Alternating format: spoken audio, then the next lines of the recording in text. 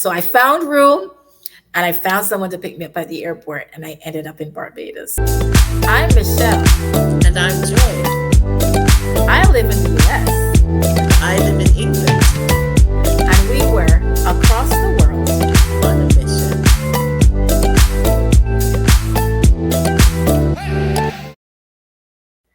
How did Yes. that journey start?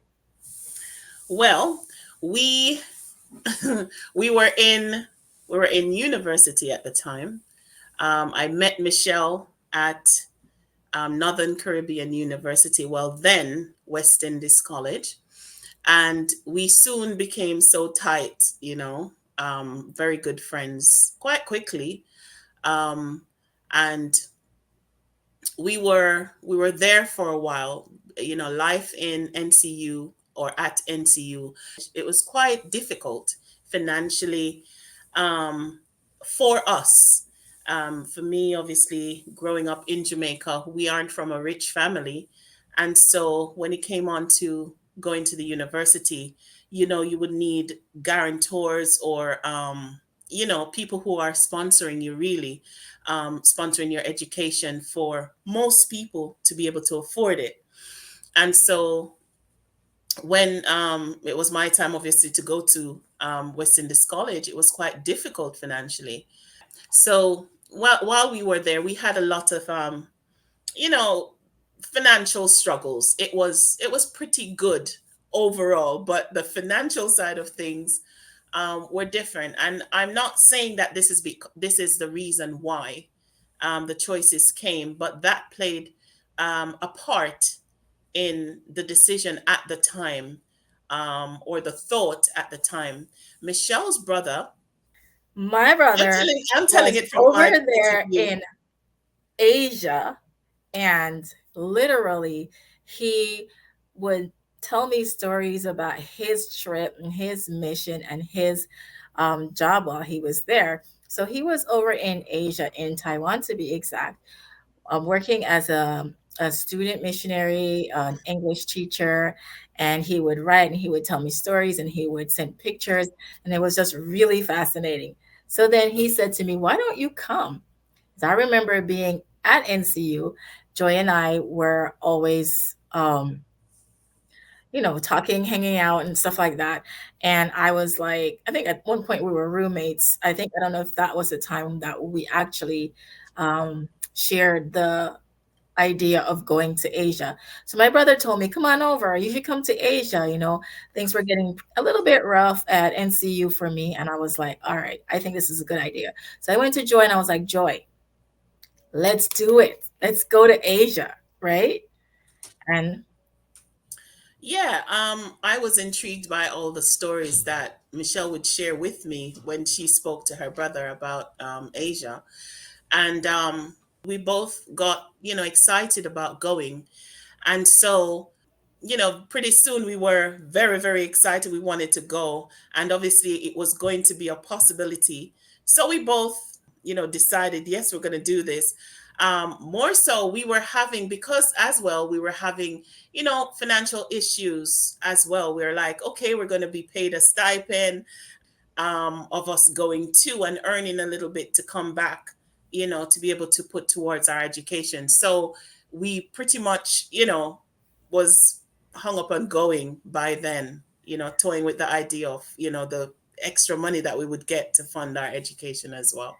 so while we're thinking of all of that, I'm like, "Joy, let's do it." So we applied to become student missionaries in Taiwan. So we made the application, and when we made the application, we both got accepted to go.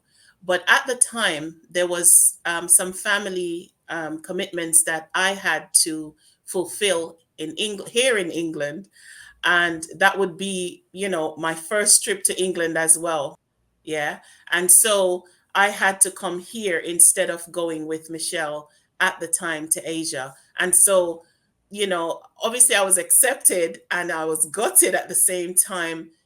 I had to come to England. So Michelle was the one who ended up going by herself at that time. Yep. And so I, at that time, it was summertime. I remember it being summertime, and I was like leaving college, leaving Jamaica, heading back to where I used to live at the time, which was in Antigua. I went back home, and I'm telling my family that I decided to go to Asia. I'm going to Asia. I'm all excited. And there was one problem, and that was I did not yet have a visa to go to Asia. In that trip, I would have to do layovers in the US and then get to Taiwan. So what I had to go get a visa, but I was in Antigua at the time, and I just remember, and I call this my miracle story of my visa story because I remember going to the getting back to the folks that I had applied for, and them telling me, "Oh, you have to get a visa, and you have to get a visa in a few days," and which means that you would have to fly to Barbados because at the time there was no U.S. embassy in Antigua, and I had to fly to Barbados in order to get a visa. Now that means money, and I'm just gonna listen. I'm a poor college student at the time. I have to get a visa. I have to get an airline ticket to go to Barbados and get a visa. I don't know anybody in Barbados. Um, but I remember the secretary telling me, give me a call, and she's like, listen, I just found you a ticket. She got me a ticket, and you're leaving for Barbados this afternoon. And I'm like, this afternoon, but where am I gonna stay? And she's like, I hope you can find someone, you know, somebody who knows somebody can get you a place to stay. Like I said, I'm a poor college student. I have no money for hotel. I don't have no money for airline tickets.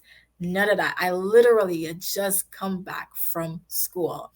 And so I headed off back home, and I'm like telling my brother the story. I'm telling my dad the story. I'm telling my family. And my brother comes up with a name. And he's like, oh, I have a friend who lives in Barbados. He can help you out. So I found room, and I found someone to pick me up at the airport, and I ended up in Barbados. When I got to Barbados, went to the immigration, the U.S. embassy, stood in this long line, and finally got through to the visa office. And they tell me, okay, we're gonna give you the visa. Come back at 2 p.m. to pick it up. What am I gonna do? I don't have money.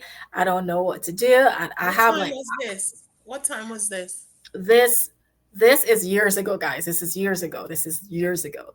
But this No, I I mean, what time in the morning was this? this was around lunchtime because I got into the the US embassy. I got into the US embassy, and then they said, "Okay, we will give you the visa, and you need to come back at 2 p.m." So it was around maybe 11:30ish around that time. Um and I'm starving. So whatever little bit of money I had in my pockets, I went to find some food. As I'm trying to get food, I met someone who was offering to pay for my lunch. But at that time, I just remember my mom's voice in my ear saying, "Yeah, don't take money from strangers. You don't know what can happen." So I said no, but the person lingered on, and it was a guy. He lingered about, and I was getting a little bit scared. But then at the same time, um, I went to try to change my flight to an earlier flight since I'd already gotten through. I didn't want to stay there longer. And I saw the guy again. And I call this guy now my angel because ended up having a conversation with him, and he ended up talking with me and kind of just helping me around Barbados. Hmm. And eventually, when I was heading back, got my visa and everything, heading back, this guy helped to pay for my fee to get out of the country because you had to pay Wow. like you had to pay And like you didn't know this guy. taxes. I did not know the guy. He picked me up, took me to Hmm. the airport, did not like literally help me to get my flight back. And I had gotten his number, called him when I got back home, but I never found him again. So I call him my angel. It's like God had placed him to help me out with something that God wanted for me to do. Amen. Yeah, that was my Amen. miracle story. Wow, that sounds really good. Wow. Amen. Amen to that. So, Joy, just in the call, this was our call to going across the world because we both lived at the time. We were both at university. We were both at college, and here we have this call to go across the world. What lesson did you learn in this whole Um, process here? well, for me, I didn't answer that call initially because obviously, you know, you pretty much had that experience firsthand by yourself.